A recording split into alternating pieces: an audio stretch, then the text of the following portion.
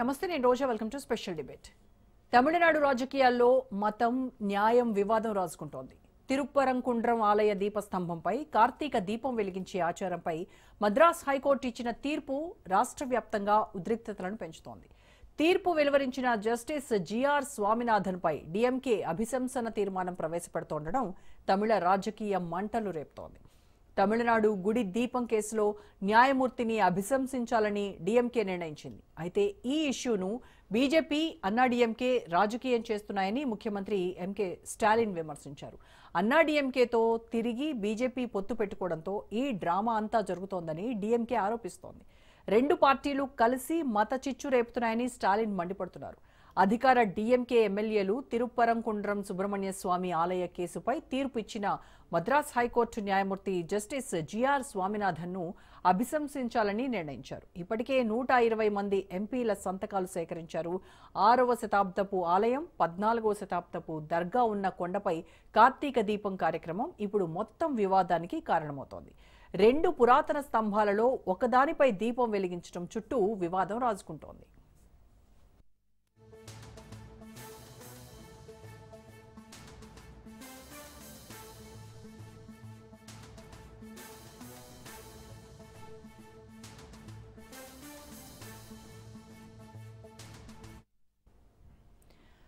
సోమవారం వివాదాస్పద విచారణ తర్వాత జస్టిస్ స్వామినాథన్ రాష్ట్ర ప్రభుత్వంతో పాటుగా ఆలయ అధికారుల నిరసనలను తోసిపుచ్చారు. 100 ఏళ్లకు పైగా సంప్రదాయంగా వస్తున్న కొండ పాదాల వద్ద ఉన్న స్తంభానికి బదులుగా కొండపై సగం ఎత్తులో నిర్మించిన స్తంభంపై దీపం వెలిగించాలని ఆదేశించారు. కానీ పై స్తంభం కూడా ఆలయ ఆస్తేనని, అందువల్ల దానిని ఆచారంలో చేర్చాలని న్యాయమూర్తి వాదించారు. ఆలయం స్వాధీనం చేసుకోవాల్సిన అవసరాన్ని కోర్టు స్పష్టం చేసింది. మరికొద్ది రోజుల్లో తమిళనాడు అసెంబ్లీ ఎన్నికలు జరగనున్న నేపథ్యంలో తమిళనాడులో చిచ్చు రేపాలని బీజేపీ, అన్నాడీఎంకేలు చూస్తున్నాయని డీఎంకే వాదిస్తోంది. మద్రాస్ హైకోర్టు డివిజన్ బెంచ్ ఇచ్చిన 2017 తీర్పును రద్దు చేస్తున్నట్టు జస్టిస్ స్వామినాథన్ ఆదేశించడంతో వివాదం ఎక్కువవుతోంది. డిసెంబర్ 3 పండుగ రోజు దిగువ స్తంభంపై సాంప్రదాయ స్థానంలో దీపం వెలిగించడం కూడా రాష్ట్ర వ్యాప్తంగా చర్చనీయాంశమైంది.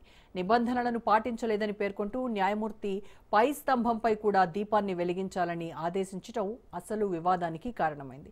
వందలాది మంది దీపం వెలిగించడానికి కొండపైకి వెళ్లడానికి ప్రయత్నించడంతో సాయుధ కేంద్ర భద్రతా దళాల మద్దతుతో అల్లర్లు చెలరేగడంతో జిల్లా అధికారులు పెద్ద సమావేశాలను నిషేధిస్తూ ఆదేశాలు జారీ చేశారు.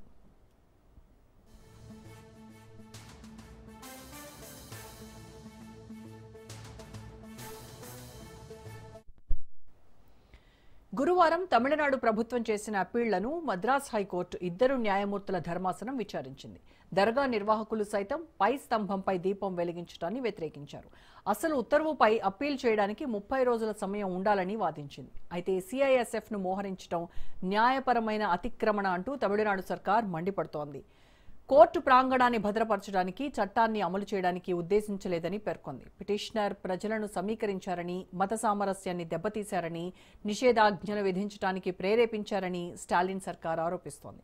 కోర్టు ఆదేశం ఉన్నప్పటికీ పోలీసులు భద్రత కల్పించలేదని, అందుకే రెండో కోర్టు ఉత్తర్వు జారీ అయిందని పిటిషనర్లు వాదిస్తున్నారు.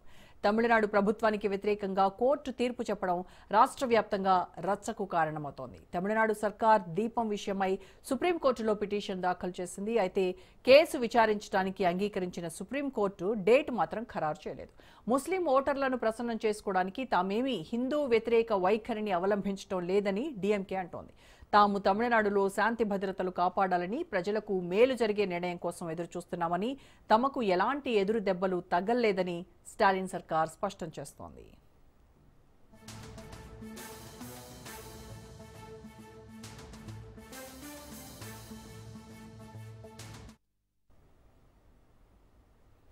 తిరుప్పరంకుండ్రం ఆలయంలో ఆచారాలు నిర్వహించారని, దిగువ స్తంభంపై దీపం వెలిగించారని, ఇది చాలా కాలంగా ఉన్న సంప్రదాయానికి అనుగుణంగా జరిగిందని తమ ప్రభుత్వం సంప్రదాయాన్ని సీఎం స్టాలిన్ అన్నారు.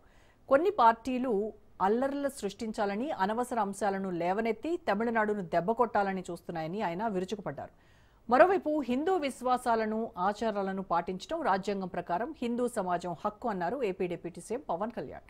ప్రజల హక్కును కాపాడేలా తీర్పిచ్చిన ఒక న్యాయమూర్తి అభిశంసనకు 120 మంది ఇండియా కూటమి ఎంపీలు డీఎంకే నాయకత్వంలో పిలుపునివ్వడాన్ని ఏమనాలంటూ మండిపడ్డారు.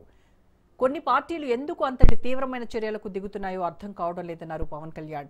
కోర్టులను బలవంతంగా మౌనం వహించేలా చేసే కుట్ర కాదా అంటూ ఆయన విరుచుకుపడ్డారు. ఇది సూడో సెక్యులరిజం కాదా అని ప్రశ్నించారు. ఈ పరిస్థితుల్లో సనాతన ధర్మ పరిరక్షణ బోర్డు తక్షణమే ఏర్పాటు చేయాల్సిన అవసరం ఉందని పేర్కొన్నారు. ఈ మేరకు పవన్ కళ్యాణ్ ఎక్స్లో పోస్ట్ చేశారు. తిరుప్పరంకుండ్రం గిరి మీద దీపత్తూన్ స్థలంకి సంబంధించి తమిళనాడులో వివాదం రాజుకుంటుంది. దీనికి సంబంధించి ఇవాళ డిబేట్లో మాట్లాడదాం. డిబేట్లో పార్టిసిపేట్ చేస్తున్నారు మురళీ మనోహర్ గారు, సీనియర్ అనలిస్ట్. నమస్కారం అండి మురళీ మనోహర్ గారు. నమస్తే అండి. నమస్తే. సో మురళి గారు, తిరుప్పరంకుండ్రం గిరి మీద ఈ దీపత్తూన్ స్థలం అనేది 1920 నుంచి ఆలయ ఆస్తి అని కోర్టు పక్కన చెప్తూ ఉంటే, దర్గా పక్కన దీపం వెలిగిస్తే అది మత ఘర్షణలకు దారితీస్తుంది అని ఇటు తమిళనాడు ప్రభుత్వం అంటోంది. వీటిలో ఏది వాస్తవం అంటారు? అసలు ఈ వివాదానికి రాజుకున్నటువంటి అసలు మేజర్ అంశం ఏంటంటారు? చాలా స్పష్టంగా కనిపిస్తుంది కదా అండి. కోర్టు ఒక తీర్పు ఇచ్చేప్పుడు ప్రభుత్వం వ్యవహారం ఎలా ఉంది అని. అక్కడ ప్రభుత్వంతో సమస్య, ఇక్కడ ప్రజలతో సమస్య ఏం లేదు, లేదా దర్గా మనుషులు ఎవరైతే ఉన్నారో వాళ్ళతో కూడా సమస్య లేదు. వాళ్ళేం పెద్దగా గొడవ చేసి గగ్గోలు చేస్తున్నది కూడా ఏం లేదు. కోర్టు తీర్పు ఇచ్చింది కనుక ఈ ప్రాక్టీస్ ఇప్పుడు ఇదేమి కొత్తది కాదు. 6వ శతాబ్దం నుంచి ఉన్నటువంటి టెంపుల్ ఇది. తర్వాత ఎప్పుడో 14వ శతాబ్దం తర్వాత ఒక దర్గా పైన, కొండ పైన చిన్న దర్గా ఒకటి వచ్చింది అని చెప్తూ ఉంటారు. ఆ దర్గా దాని పట్ల పూజలు చేసే వాళ్ళకు కూడా పెద్దగా దాని మీద ఆసక్తి ఉన్నట్టు ఏమీ లేదు. పోని దర్గా కోసం కోర్టు గతంలోనే తీర్పులు ఇచ్చాయి.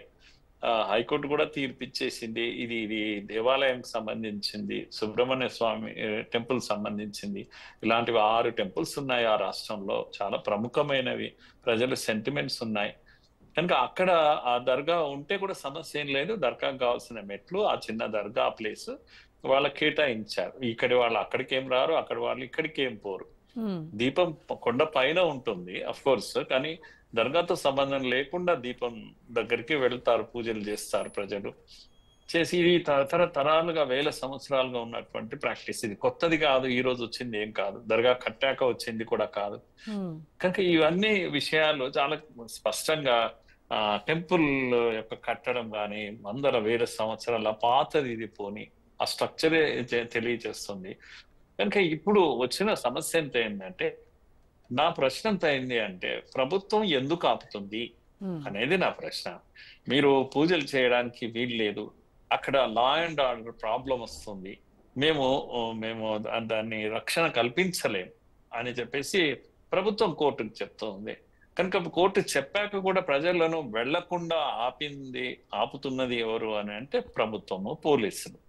ఏంటి వాళ్ళ ఇంట్రెస్ట్ ఏంటి అంటే, మిషా ఏం చెప్తున్నారంటే క్లాషెస్ అవుతాయి, అక్కడికి వెళ్తే హిందువులు అక్కడికి వెళితే క్లాషెస్ అవుతాయి, కనుక లా అండ్ ఆర్డర్ ను మేము కాపాడడం మా పని అని అలా చెప్పేస్తున్నారు సింపుల్ గా. వాళ్ళు ఆ పేరున వాళ్ళు ఆపాలనే ఒక ప్రయత్నం చేస్తున్నారు.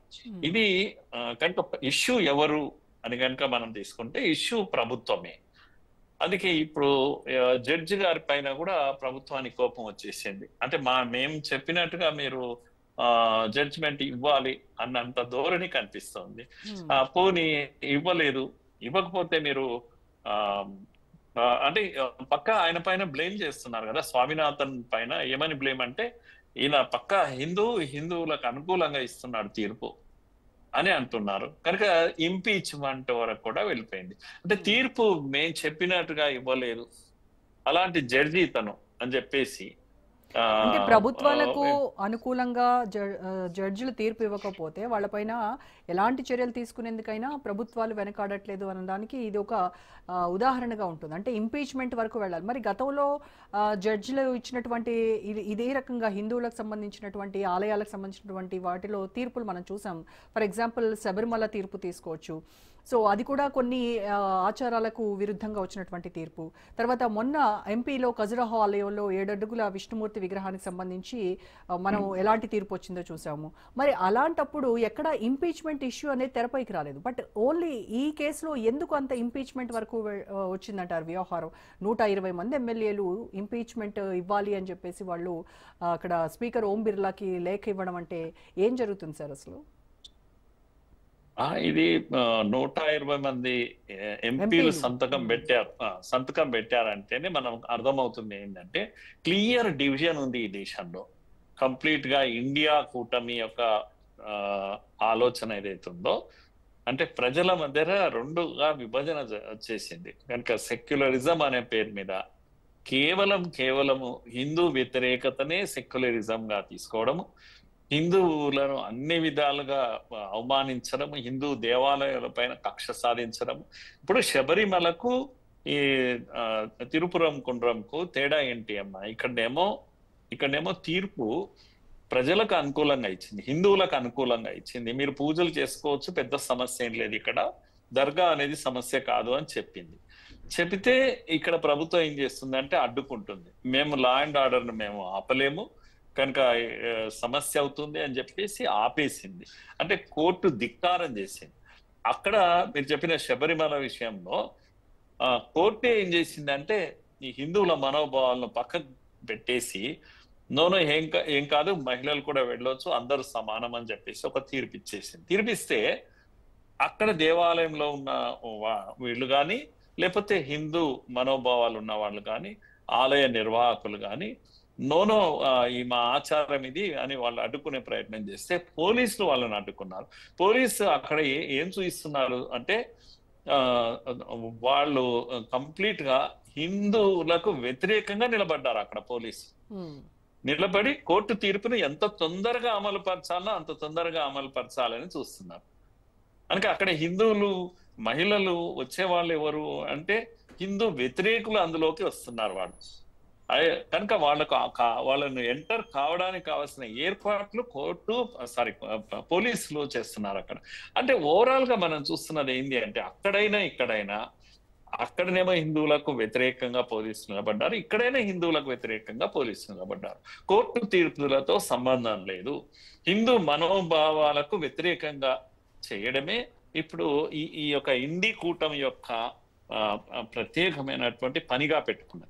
ముఖ్యంగా రోజా గారు దీంట్లో ఎందుకు ఈ సమయంలో తమిళనాడు ముఖ్యమంత్రి స్టాలిన్ ఇంత స్టబార్న్ గా ఉన్నాడు అని అంటే ఎన్నికలే కారణం. కనుక వచ్చే 2026లో తమిళనాడులో ఎన్నికలు ఉన్నాయి కనుక ఇండి కూటమి మొత్తము ఒకే లైన్ తీసుకున్నది, ఇంపీచ్మెంట్ అయినా పెట్టాలి, మన మెసేజ్ చాలా స్పష్టంగా ఇవ్వాలి అని చెప్పేసి తమిళనాడు, కేరళ చాలా ప్రముఖమైనటువంటి 5 రాష్ట్రాలు అనుకుంటాను, ఈ 2 తర్వాత ఇది బెంగాల్, అస్సాం, 4 పాండిచ్చేరి, మొత్తం 5 రాష్ట్రాలకు 26లో ఎన్నికలు ఉన్నాయి.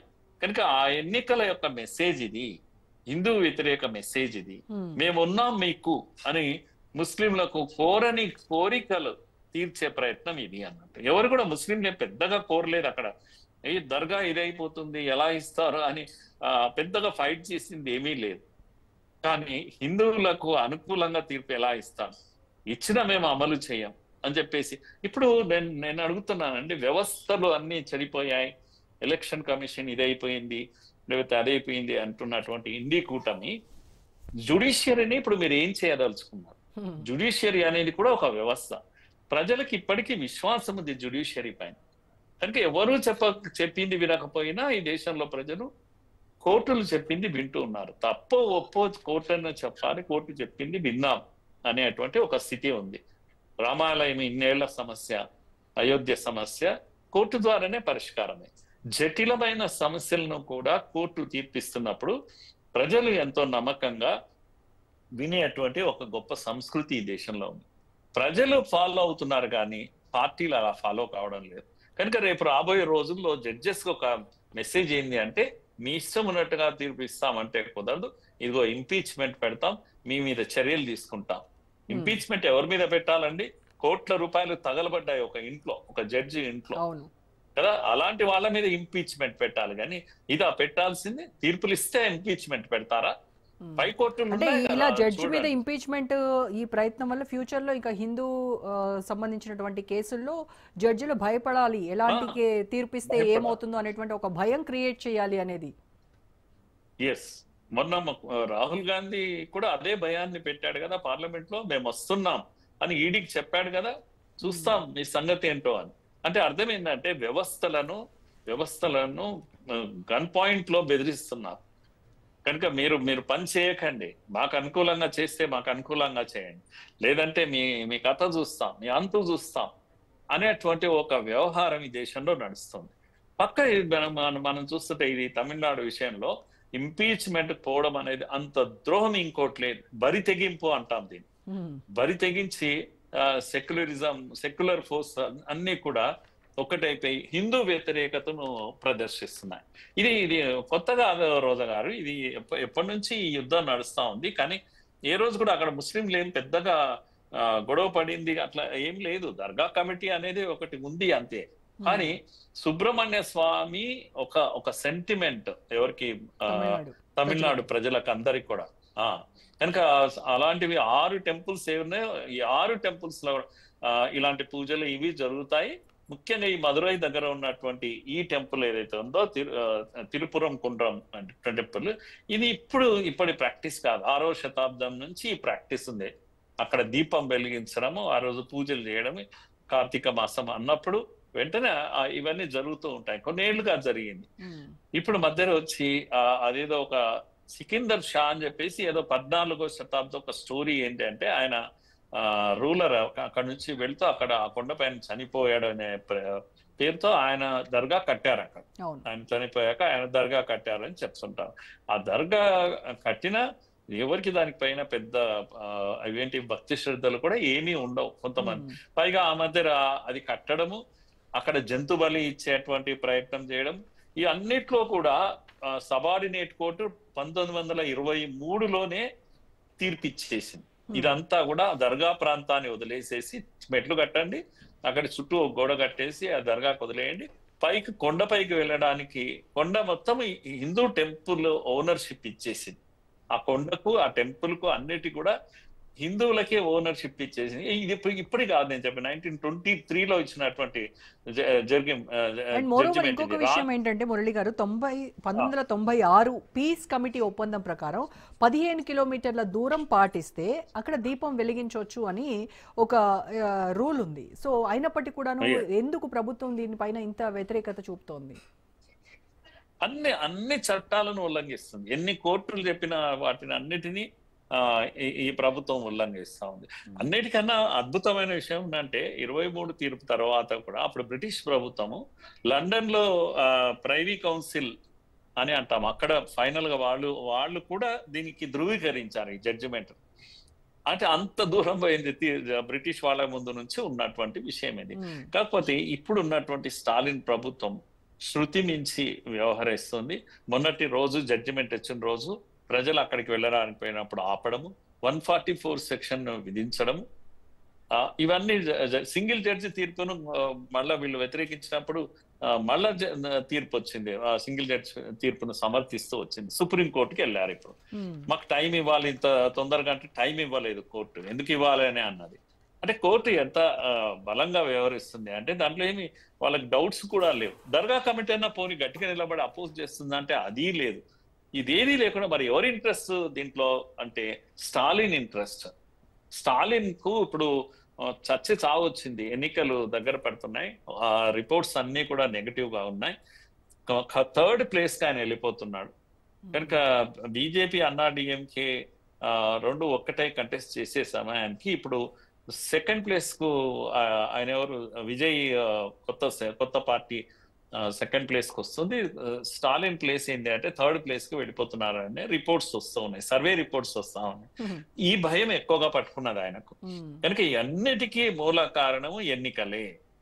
కనుక మళ్ళా తన యొక్క ద్రవిడ్ పాలిటిక్స్ అన్ని తీసుకొచ్చేసి హిందూ వ్యతిరేకతను ప్రదర్శించడము. సో అన్నిటికన్నా దురదృష్టకరము, దుర్మార్గం రెండు కూడా ఏమంటున్నాను అంటే, నేను కోర్టును జడ్జెస్ ను అభిశంసించడము, ఆ ఆ జడ్జిని ఏమంటాడంటే ఆయన పచ్చి హిందుత్వవాదిగా ఆయనకు ముద్ర వేస్తున్నారు స్వామినాథన్. ఎస్. కనుక ఇంకా బీజేపీ వాడు అనలేదు, అదొక్కటే తప్ప హిందుత్వవాది అంటే తీర్పులు ఇచ్చే వాళ్ళందరికీ మీరు కులము మతము ఆపాదిస్తారా? రేపు జడ్జెస్ పనిచేయాలా వద్దా? కనుక మీకు మామూలుగా పద్ధతి ఏంటంటే నెక్స్ట్ కోర్టుకి వెళ్ళాలి, మీరు నెక్స్ట్ కోర్టుకి వెళ్ళాలి తప్పితే ఈ దేశంలో ఇంకొక మార్గం లేదు. కనుక మీకు వ్యతిరేకంగా ఇచ్చామంటే పార్లమెంట్ ఉంది, మీ కథ చూస్తామని ఇంపీచ్మెంట్ పెట్టారు. ఏమవుతుంది? పార్లమెంట్ లో నంబర్ ఉందా మీకు? నంబర్ ఏం లేదు, చివరకు ఓడిపోతుంది. కానీ జడ్జెస్ లో ఒక రకమైనటువంటి జంకు ఏర్పడుతుంది, భయం ఏర్పడుతుంది. AP deputy CM Pawan Kalyan కూడా జరుగుతున్నటువంటి ఈ మొత్తం వ్యవహారంపై చాలా తీవ్రంగా ఆయన స్పందించారు, ఎక్స్ లో కూడా పోస్ట్ చేశారు.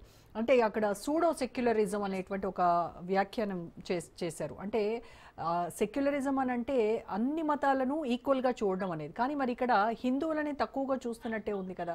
ఈ వ్యవహారం పైన ఆయన చాలా ఫైర్ అయినటువంటి పరిస్థితి. ఇటు ప్రజలు మాత్రం ఇది మత స్వేచ్ఛకు సంబంధించినటువంటి అంశంగా వీళ్ళు చెప్తుంటే, ప్రభుత్వం ఏమో సెక్యులరిజానికి సంబంధించినటువంటి వ్యవహారంగా వాళ్ళు చెప్తున్నారు. అంటే అసలు సెక్యులరిజం అంటే ఏంటి? పవన్ కళ్యాణ్ చెప్పినటువంటి ఈ సూడో సెక్యులరిజం మాటతో మీరు కూడా ఏకీభవిస్తారా మురళి గారు?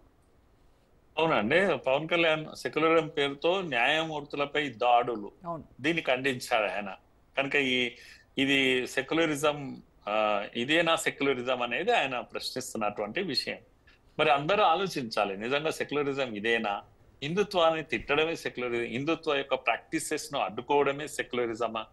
ఇది ఈ రోజు దేశమంతా ఆలోచించాల్సిన విషయం. ఒక్క పవన్ కళ్యాణ్ మనోభావం కాదు, ఇది దేశ ప్రజల్లో వస్తున్నటువంటి అనుమానం. హిందూ దేశంలో హిందువులు బ్రతకూడదా? హిందూ దేశంలో హిందూ సాంప్రదాయాలకు తావు లేదా? మీరు ఇదే తమిళనాడులో రోజా గారు, నేను ఊరికే గుర్తు చేస్తున్నాను, తిరుపురం కుండ్రం అనే ఈ దేవాలయం గురించి మాట్లాడుతున్నాం.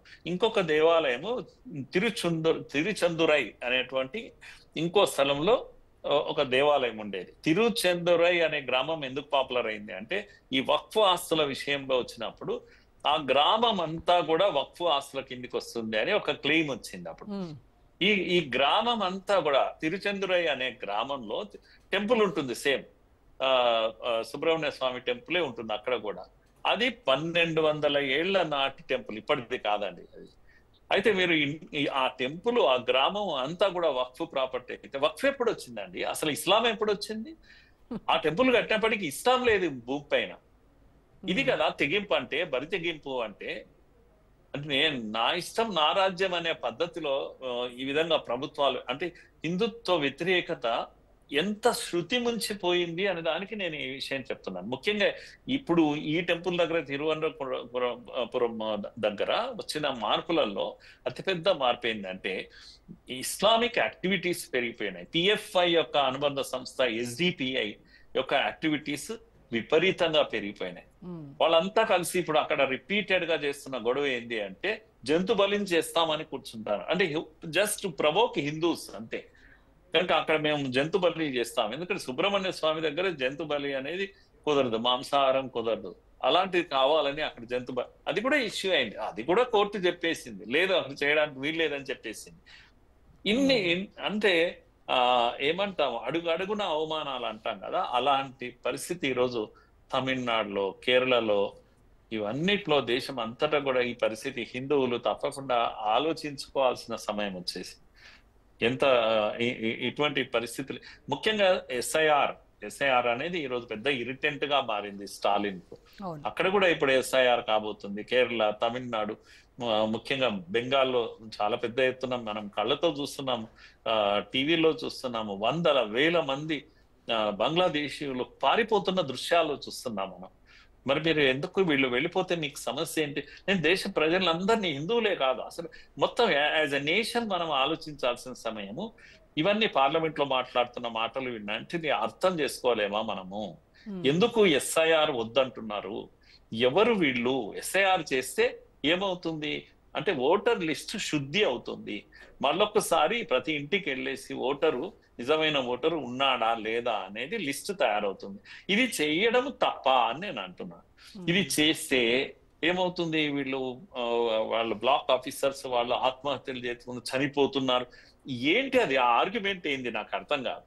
ఆఫీసర్స్ డోర్ టు డోర్ వెళ్ళి చేస్తున్నప్పుడు ఎవరో ఒకరు ఏదో ప్రాబ్లంతో చస్తే ఈ పేరున చనిపోతున్నారు, ఆత్మహత్యలు చేసుకుంటున్నారు, పని ఒత్తిడి పెరిగిపోయి ఇలా వంక పెట్టి ఎస్ఐఆర్ ఆపాలి.